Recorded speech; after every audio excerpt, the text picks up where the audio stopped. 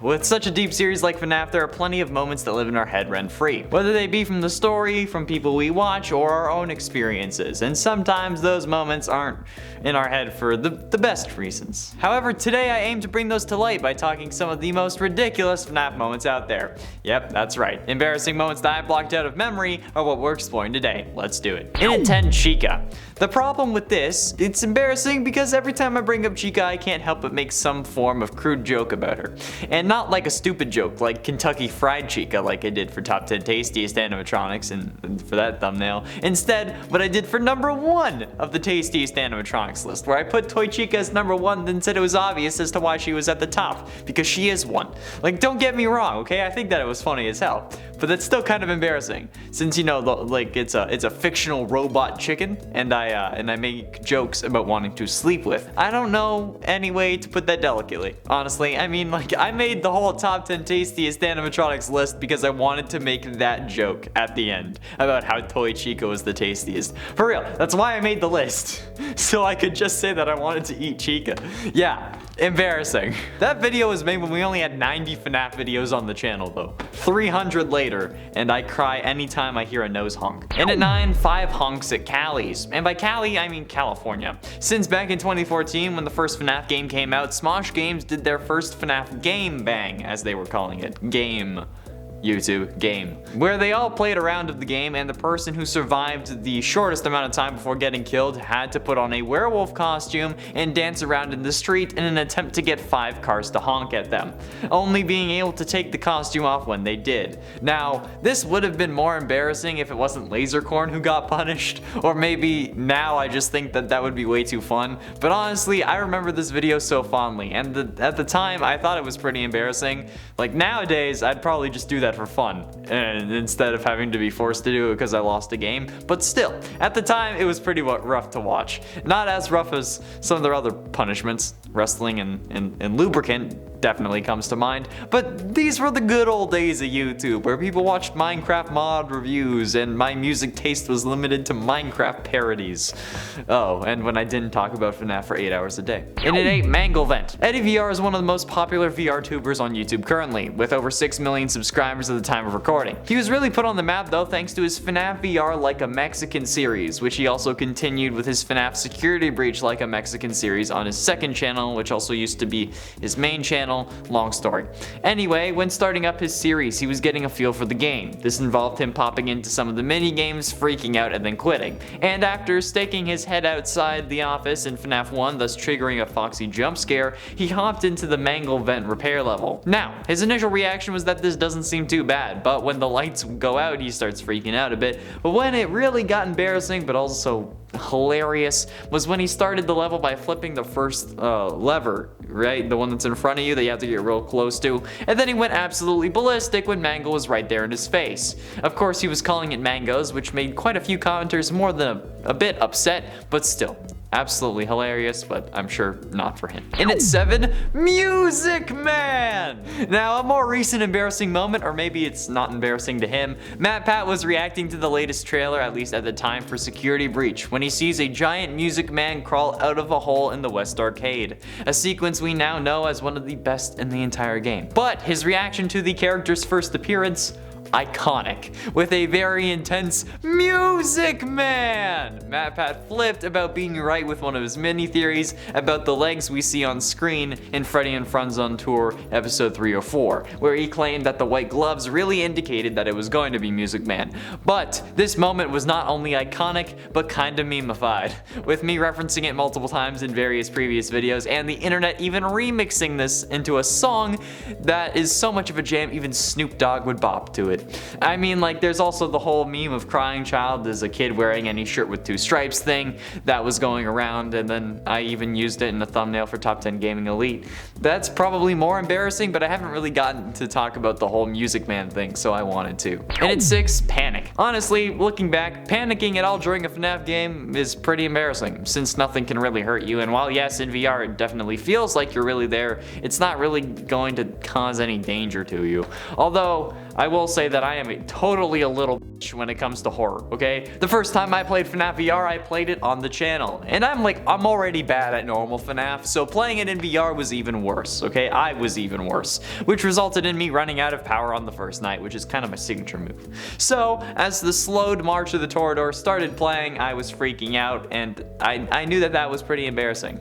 But not only that, I actually then proceeded to survive the night since the time hit 6 a.m., thus making all that panicking worthless and for nothing. I'll let you in on a little secret though, okay? Well, what you saw was embarrassing. The reason I find it so embarrassing was because I was closing my eyes in the headset. Yeah, I had planned on reacting to the jump scare sound, since I would be able to tell audio-wise and I wouldn't have to deal with Freddy in my face, but yeah, closed my eyes in a VR headset because I'm a little bit. Halfway through, into number 5, Springtrap rule. One of the other most embarrassing things that, while may not have happened to anyone or in any of the FNaF games, is just the sheer amount of famous internet rule images and videos that there are for these characters. But like, okay, look, with Chica, I get it. God damn it, there I go again. But the worst one of all, at least I think on the embarrassment scale, is Springtrap rule 34. Art. That rule being for anything you can find on the internet, somewhere, somehow, there will be an adult version of that content. And unsurprisingly, FNaF and even Springtrap are not immune to this rule, unfortunately. But just think about that for a second, please. Most people consider William Afton to be dead, even if he's not actually dead. Which means that most people who look at this are looking at a dead serial killer's rotting corpse stuck inside an animatronic that has shoved every inch of him with metal and robotic bits and thinking, damn, that's sexy.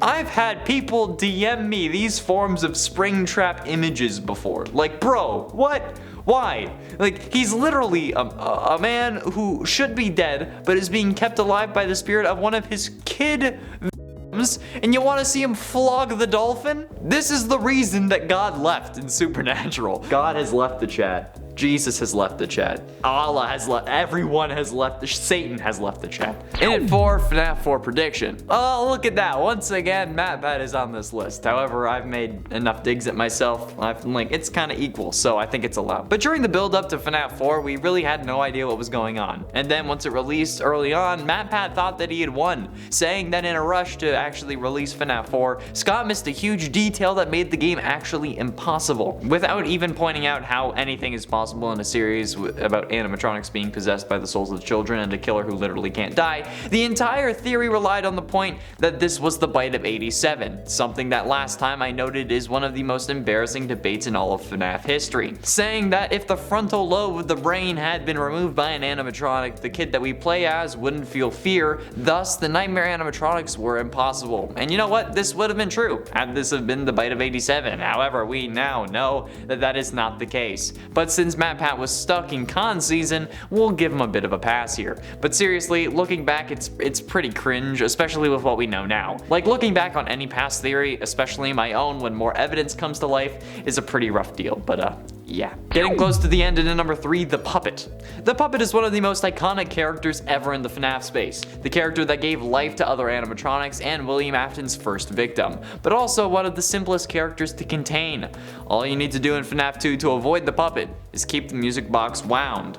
The game even tells you when it's running out of juice with a flashing icon on your screen, and then even a flashing icon next to the camera that you need to go to wind up the box. So imagine how embarrassing it is to get jump scared by the Puppet when the game gives you a million warnings that you're about to be jump scared.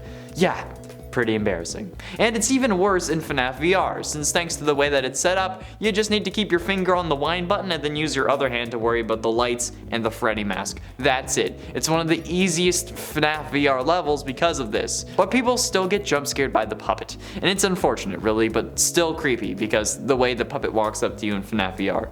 At least like that way you literally see it coming, although at that point you also can't really stop what's happening. It explains how he got there though. He didn't just jump from his room and go around corners. Penultimately, in at number 2, was that the bite of 87?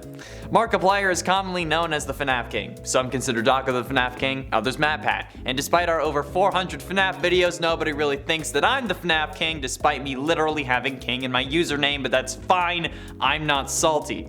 However, the biggest embarrassment, at least in my eyes for Mark, was the infamous line, "Was that the bite of 87?" said after watching crying child get chomped on at the end of FNaF 4. Now, this was indeed not the bite of 87, but this single line sent the internet spiraling. Now, some people still to this day fight that FNaF 4 is the bite of 87, which it's not. The game takes place in 1983, okay, and it was confirmed as such in sister location. But either way, I've had multiple people follow me on either Instagram or TikTok, which you should totally follow, by the way, because I'm posting more FNaF content on there. But a load of these users have had their names as some version of this line. The one I can remember the most, which is probably because it was the first one, was that the bite of _87? And then after that, a whole lot of them came. I don't know why. I mean, like, it's probably something that Mark wants to forget, but I'm sure that Markiplier simps love it. Yeah, that's right, Jada, I'm looking at you. What do I need to do to be the FNaF king? God, I've only made videos for a year. And finally, in at number 1, left eye. This is definitely not going to help with the whole FNaF king thing. However, it's more of a case of not being the direction king. So back when FNaF VR first came out, I was playing it on the channel a couple of times. Actually, no, this was like 2 years after it first came out, but when I first got it. Like I mentioned previously, I was secretly closing my eyes because, again, I'm a little... However, the most embarrassing time for me was when I was trying to do parts and service levels. It starts off with Bonnie, and in becoming the purple guy in FNaF VR, which is a video on the channel that you should check out, the first instructions are to remove Bonnie's left eye. Now, I pulled out the left eye, but I kept getting jump scared, so I figured I was doing it too slow, or too fast, or I was hitting Bonnie instead of just pulling out the eye, so I tried it, and I kept trying, and I tried a lot, each time getting jump scared. And it wasn't until after the video, after I had filmed it and was editing it, that I realized that I was pulling out my left instead of Bonnie's left, which is a really stupid way of putting it, but I guess it makes sense given the series we're talking about here. Yeah, that was a rough one. I loved the comments on that video though. I was red-faced for like a month after this until I finally got my redemption. That's all the time we have for today, friends. Thank you all so much for watching. I have been, and shall remain, Connor Monroe, and I'll see you in another video.